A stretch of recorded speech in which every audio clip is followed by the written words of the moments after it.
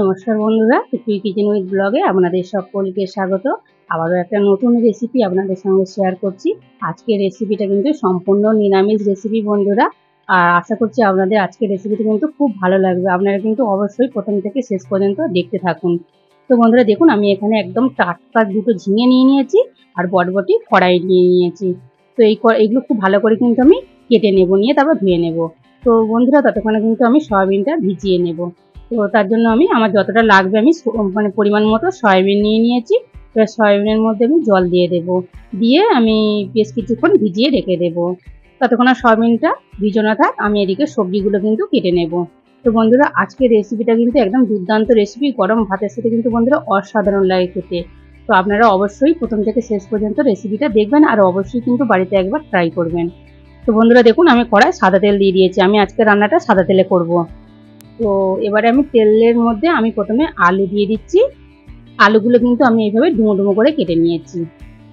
আজকে আলুগুলো আর লম্বা লম্বা করে কাটিনি, আজকে ডুমো ডুমো করে কেটে নিয়েছি। আপনারা আপনাদের পছন্দ মতো আলুগুলো কেটে নেবেন।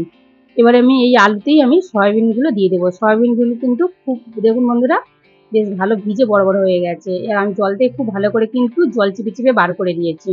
এবার আমি এর মধ্যে দিয়ে দেবো একটু লবণ আর একটু হলুদের গুঁড়ো দিয়ে এবার খুব ভালো করে মিশিয়ে নেব। আর উল্টে পাল্টে আলু আর সয়াবিন একটু ভাজা ভাজা করে নেব। আমি একই সাথে ভাজা করে নিচ্ছি। আপনারা চাইলে আলুও আলাদা করে ভাজা করতে পারেন আর সয়াবিনটাও কিন্তু আলাদা করে ভেজে নিতে পারেন। আমি একসাথেই ভাজা করে নিচ্ছি।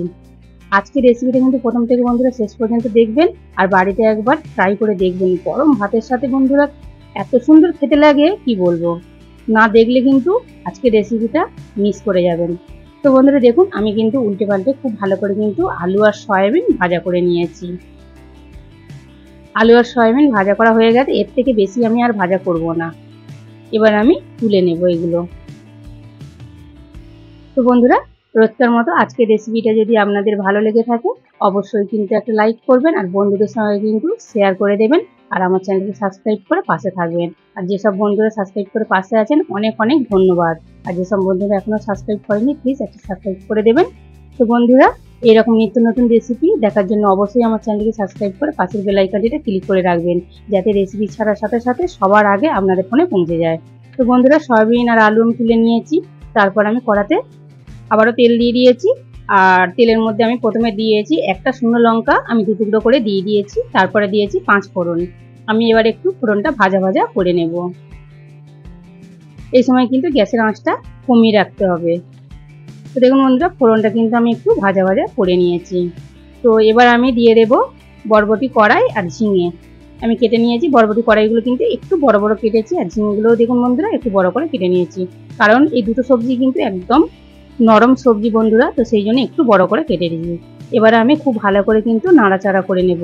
এগুলো তো খুব ভালো করে ভাজবো না, আমি হালকা করে শুধু নাড়াচাড়া করে নেব।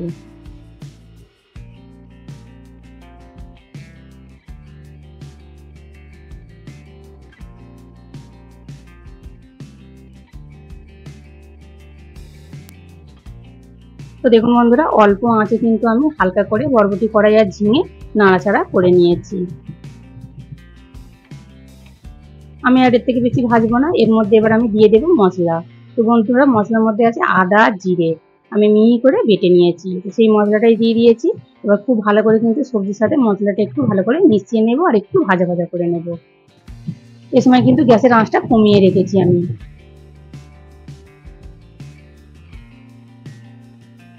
একবার বন্ধুরা ট্রাই করবেন, এরকম সবজির তরকারি সয়াবিন দিয়ে অসাধারণ বন্ধুরা খেতে লাগে।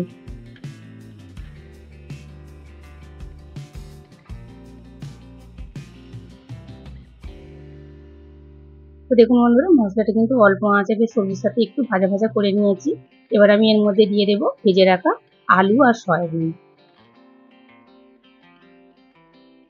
আবারও খুব ভালো করে এবারে আমি মিশিয়ে নেব এই আলু সয়াবিনের সাথে মশলাটা।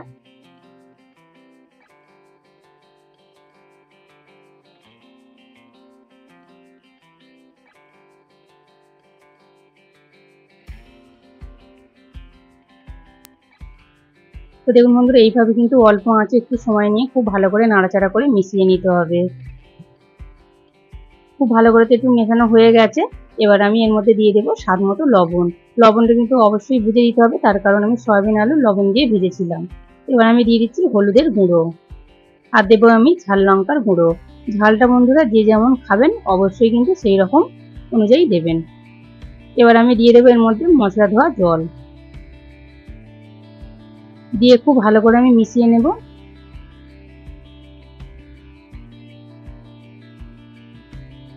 তো বন্ধুরা বাকি একটুখানি যে মশলা ধোয়া জলটা ছিল সেটাও দিয়ে দিচ্ছি, কারণ সয়াবিন কিন্তু জল টেনে নেয়। তো বন্ধুরা দেখুন আমি খুব ভালো করে কিন্তু এবারে কষিয়ে নেব। অল্প আঁচে খুব ভালো করে উল্টে পাল্টে নাড়াচাড়া করে কিন্তু আমি কষিয়ে নেব। খেতে কিন্তু দুর্দান্ত লাগে বন্ধুরা, অবশ্যই একবার ট্রাই করবেন বাড়িতে। এবার আমি একটা থালা ঢাকা দিয়ে দেব, যাতে সবজির সাথে মশলাগুলো খুব ভালোভাবে সেট হয়ে যায়। আমি কিন্তু অল্প আঁচই ঢাকা দিয়ে রেখে দিয়েছি, 2-3 মিনিট মতো বন্ধুরা ঢাকা ছিল। এবার আমি থালাটা খুলে নিচ্ছি, তাতে করে কিন্তু আলুটাও অনেকটা নরম হয়ে যাবে, সবজিগুলো খুব ভালোভাবে কিন্তু নরম হয়ে যাবে। তো বন্ধুরা এবার খুব ভালো করে একটু নাড়াচাড়া করে নিচ্ছি।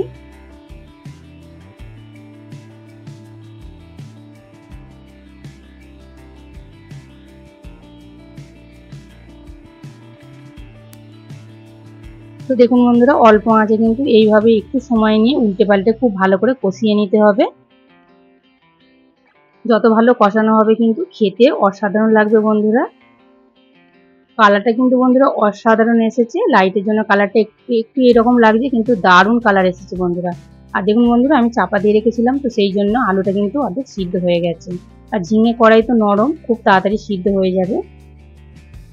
আপনারা দেখুন বন্ধুরা আপনাদের দেখাচ্ছি গ্রেভিটা কত সুন্দর হয়েছে, দেখুন বন্ধুরা কালারটা দারুণ কিন্তু হয়েছে, আর খেতেও কিন্তু দুর্দান্ত হয়েছিল বন্ধুরা। অবশ্যই একবার এইভাবে বাড়িতে বানিয়ে খেয়ে দেখবেন। নিরামিষের দিনকে এই একরকম কিন্তু তরকারি থাকলে আর অন্য কিছুই লাগবে না বন্ধুরা, খুব ভালো লাগে খেতে। তো দেখুন বন্ধুরা খুব ভালো করে কিন্তু কষিয়ে নিয়েছি, এবার আমি জল দিয়ে দেব। জলটা কিন্তু পরিমাণ মতো দিতে হবে, খুব বেশি দিলে হবে না, আমি যেহেতু ঝোল করব না, বেশ মাখো মাখো তরকারিটা করব, তো সেই জন্য। আর বেশি জল দিলে কিন্তু তরকারির টেস্ট কিন্তু নষ্ট হয়ে যায়, তো সেই জন্য জলটা অল্প করে দিয়ে কিন্তু রান্না করলে তরকারির টেস্টটা কিন্তু অসাধারণ হয়। জল দিতে খুব ভালো করে একটু আমি নাড়াচাড়া করে নিয়েছি। এবার আমি একটা থালা ঢাকা দিয়ে দেব, দিয়ে অল্প আঁচে আরও 5-6 মিনিট আমি রান্না করে নেব।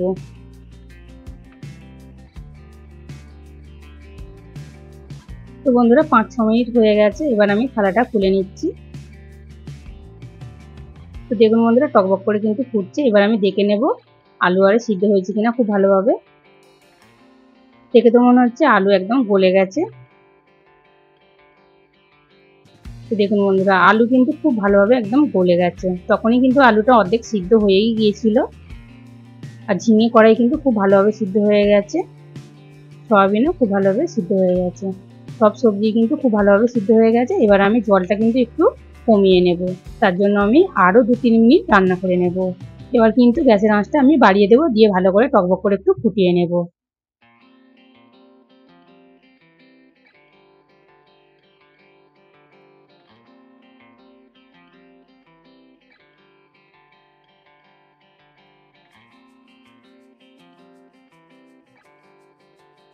তো দেখুন বন্ধুরা অল্প আঁচে কিন্তু আমি আরও বেশ কিছুক্ষণ একটু ফুটিয়ে নিয়েছি।